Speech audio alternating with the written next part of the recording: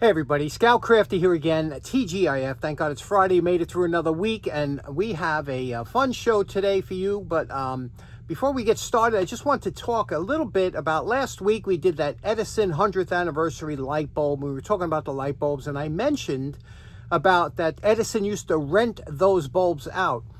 And I had a nice conversation with one of our subscribers, and we were talking about how much it was. I did some research and found out that those bulbs rented out for $6, our equivalent today. I don't know what it was exactly back then, but by today's equivalent, it was $6 a month per bulb. And if you wanted to purchase it outright, they ran around $25 to purchase it. Our price today would be about $25 to purchase it. And it made me think, I said, you know, a lot of things have changed so much as far as price goes from years ago. Think about how expensive $6 per bulb. If you had 4 bulbs, I'm saying $6 now. Would you spend $24 for 4 bulbs to rent every month? Think about how big of a deal electricity was and how big of a deal lighting was to be able to afford that. And so many things that we have today, we take for granted that the prices have come down so far. I remember years ago, calculators. Remember calculators when they first came out? They were $100 and something. But in that money, that day's money, it was a lot of money back then. I remember in 1950s when color TV came out, they were like $1,000. That would be the equivalent of like $11,000 today. No wonder a lot of people didn't have color TV back then. I remember when seeing my first color TV, I'm dating myself, right? And I know a lot of you guys have been there. Seeing our first color TV, it was amazing.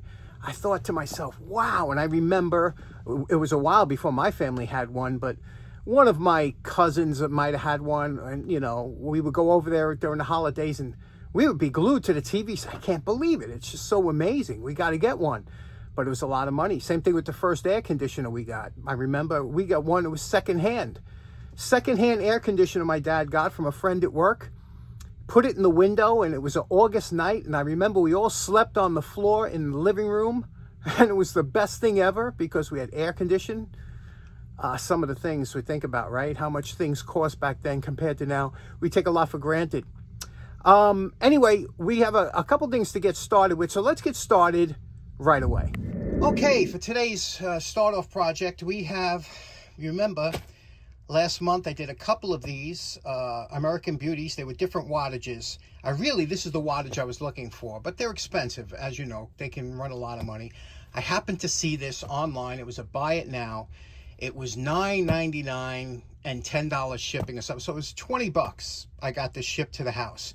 Now, normally, some of these can go quite a bit more if you see them online, you know, in the 50s. And then the shipping, some people are crazy with their shipping, as much as this guy, $17 to ship. That's nuts. Anyway, so this was a $20 soldering. I don't know if it works. However, you know, these things are pretty much bulletproof, but it did, you know, again with the cord, not only are they asbestos, but from the picture, I couldn't tell if it was work and whatever the case may be. So I ordered a cord because a couple of you asked, could you show how that cord is changed? And I said, so since I got this iron at such a good price, I ordered the exact cord that's required. And remember I told you, if you're going to replace the cord, you have to use the right cord. And this one here is, you see it says it's a heater cord. Okay, you see it says it on there? And it's really important that you get the right cord because, like I said, this is a special kind of jacket that won't melt like crazy if it touches the cord. And it also comes with the connectors to hook it up. I haven't opened one of these up yet, but let's see what we can do, and let's change the cord and get this iron back in service. I bet you it works. These things, right? They're bulletproof. So let's see what we got involved. Okay, I just gave a quick inspection of the cord. I don't see any bare wires. Now, these cords came wrapped with probably asbestos and cloth covered, and each wire itself was covered. So they were triple wrapped. They were good cords, but they take a wearing after a while. But I was looking at this, and it's got a plug on here. I said, I bet you this thing works just the way it is. And we got nothing to lose. I'm going to plug it in. we're going to change the cord anyway, but I want to see if it works. So we got 120 volts. As you can see, I'm going to hit the wattage, and I'm going to plug this in first time, see what happens. And we're at 110 watts. That's exactly what this iron is rated for, 110 watts. So it works. It's right at the right wattage. So let's put that new cord on. Okay, now normally I keep cords, you know, for different things, but not this one. This is asbestos. You got to get rid of it. So using a polished channel lock here, we're going to cut off the first thing we're going to cut off is the plug. This plug is still good, believe it or not. These things work. And then the bottom here. And then we'll toss this. And then we will unscrew the handle. This unscrews a little bit warm from us plugging it in, but I believe, yeah, this unscrews like this. Again, first time, never did it before, although there is a video on YouTube on how to do it. But we unscrew the cord here, the handle rather, and a lot of times you could buy this handle with the cord. So if your handle's buggered up, you can get one with the cord. So we take it off here, and look at that. Look how nice and easy this is.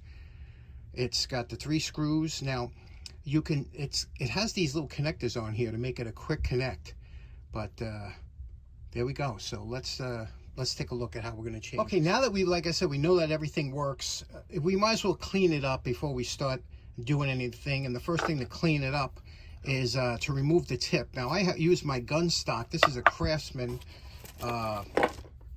gunsmith screwdriver set that they used to sell, and it's always good to get the right tip. And this tip, it's a hollow ground tip, which means it's ground like a curve on each side here, and it kind of gives you a flat, and it's very good for these type of screws, especially when you have heat.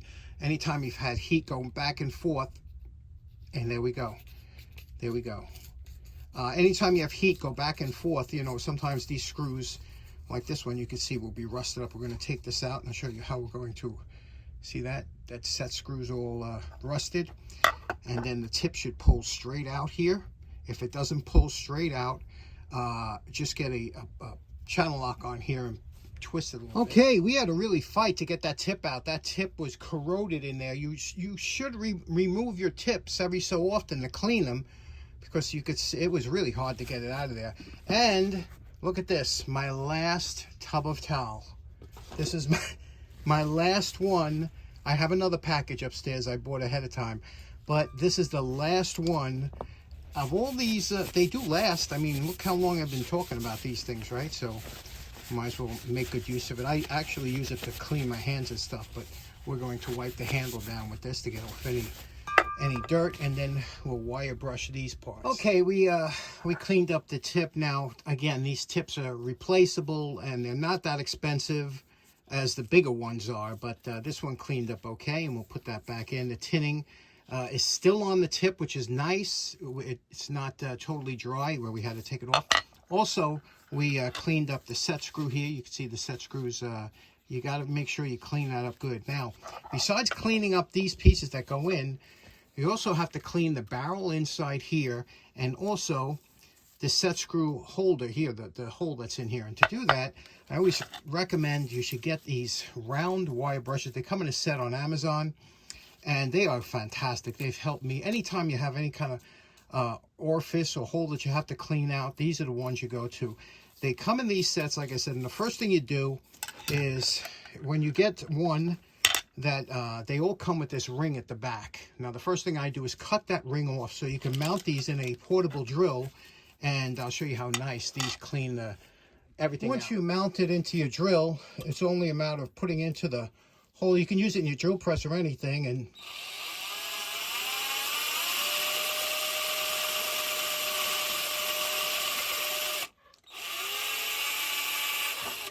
there you go. And that thing really does a nice job. And then you could take a Q-tip and clean it out even more.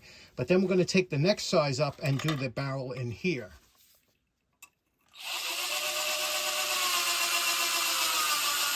Okay, believe it or not, I got over an hour into this thing, but boy, does that look nice, huh?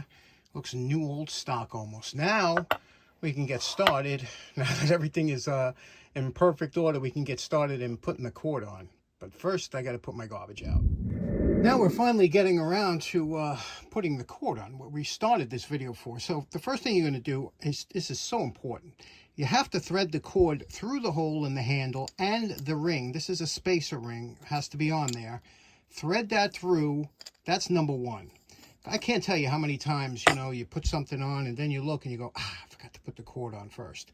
Cord goes on first. Then let's remove this here. Now, again, pick a good screwdriver tip that won't strip out, especially with this is brass. Now, if you look closely here, this is the ceramic element in there that has the heater element. You see that in there? Now, the one lead goes to this side, one lead goes to that side. These irons really weren't meant to come with a ground because they're just a kind of a floating element in here. But a lot of these cords come with grounds, and this is the only way to ground it to the casing is through here, through this is a strain relief so that the cord don't pull out. So I'm going to show you what we're going to do. We're going to pull this, take this off, and then over here where the ground is, we're just going to tuck that under the strain relief, and that'll give you a ground. But again, these really weren't meant for ground, so let's remove this here. Now, if you look closely here, you can see when you loosen this up here, there's a little tab, okay, a brass tab that'll sandwich the wire. You see them? So when you loosen that up, that little tab here will hold the wire down. So there's really nothing you have to worry about. You just tuck it under that tab. And then when we loosen this strain relief off, that cord will come right out. Now if you have the newer style irons, there's these little pins. You see these little socket pins? They will plug right into a male. This is the female. The male will pull in, and a plastic sleeve will go over it. That's with the newer style. With the old style here, you take this little catch here, and all you're going to do is you're going to slide this under here, and you're going to put one under each one of these, tighten it down like that, and that's all you have to do. But we're going to, for this part here, we're going to wrap a little bit of tape around here because we're going to use that to facilitate our ground. I'll show you what I mean. Okay, you can see we tucked the wire under each side of there, and we put the ground wire tucked under here. Now this casing, when it tightens down on there, will create a ground, and I'll show you what I mean. To check it, we're going to take a voltometer, put it on the body of the soldering iron, and touch the ground. And you can see we have a solid connection there. And then you can also double check your work and check your ground here to make sure you're not shorting out, which we're not. And you can see there. Now we put the handle back on. Now when reinstalling the handle, just hold the cord to make sure it doesn't spin. Spin the handle up nice until you get the spacer ring makes contact with those three heat sinks up there. Give it a little tighten. That's all you have to do. And you can see here what it says. It says American Beauty, volts 110 to 120. And it says American Electrical Heater Company, Detroit, watts 100. Okay, so let's put the tip in and we're ready to go. Now, you know my favorite part. Remember what this American Beauty looked like before we started. I'm calling this project done. Boy, everybody likes a good before and after, huh? This one is about the best it gets as far as before and after. You can see what it looks like here. Handles polished up. Now, we really do need a new tip now, right? I mean, it stands out like a sore thumb, but we'll get one when we come across it. I did check it. It does work. I checked the wattage. It's good. And there we go. This one's in the can. What do you think about that? Okay, so in closing, I think I'm the only guy out there restoring soldering irons on YouTube. Most guys just get new ones, I guess. But these are really nice, and the American Beauties, if you can come across one cheap, it's well worth the time. One thing I want to point out, you know, I was looking on eBay, and as you know, I collect a few different things, a couple things I collect. And through the years, you see the prices change on those. Some things go way up in value, and some things don't hold their value. I remember my father was big into collecting high-fidelity stereo systems. And they were, you know, they were going up in value, and then all of a sudden they kind of plateaued and went down. Nobody wanted them. Nobody had the room anymore. But now certain pieces are up there in price, but really not that many people collecting them. So it kind of evens out, right? But I'm always amazed when I look on eBay. Every once in a while I come across a listing of something that I knew when I was younger and I would like to pick up again, but the price is crazy. And I'll give you an example. Do you know most of my lights in my house are pull chain? I don't have many wall switches in my house because it was built in 1910. They didn't do a lot of wall switches. A lot of it was pull chains. The lights had a pull chain. And I like it. I'm used to it. And on the bottom of the pull chain, they used to have these decorative pulls that you could put on there. They look like little finials or things like that. Some were brass. But then in the 50s, they really started getting decorative with the pull chain items or pulls that they would put on there. And they had a lot of glow-in-the-dark ones, which really would come in handy if you're going into a dark room. That glow-in-the-dark would help you find the pull chain, or else you're sitting there with your arm trying to swirl it around in the air, trying to find that cord. You know what I'm talking about. But I remember my neighbor, growing up, my neighbor had a pull chain that was so cool. It was a traffic light. And when it glowed in the dark. It looked really, I love glow-in-the-dark stuff. And it was a traffic light, and I always wanted one of those. So I always keep an eye out for one. But, you know, eBay, you can get them on eBay, but look at the price of these things. Now, I don't know if you remember them or not, but I can't believe they probably sold for 49 cents back in the day. And now look at the price. You can't even touch them, you know. I would pay $5 or $6 for it. I'm not paying that kind of money. But isn't it something how some things skyrocket and other things just plateau? Let me know if there's anything in the comments you've been looking for, but the price is just out of touch, and you just won't pay that kind of money for that. Thanks so much for tuning in. Hope you have a great weekend. We will see you again on Monday. Take care now. Bye-bye.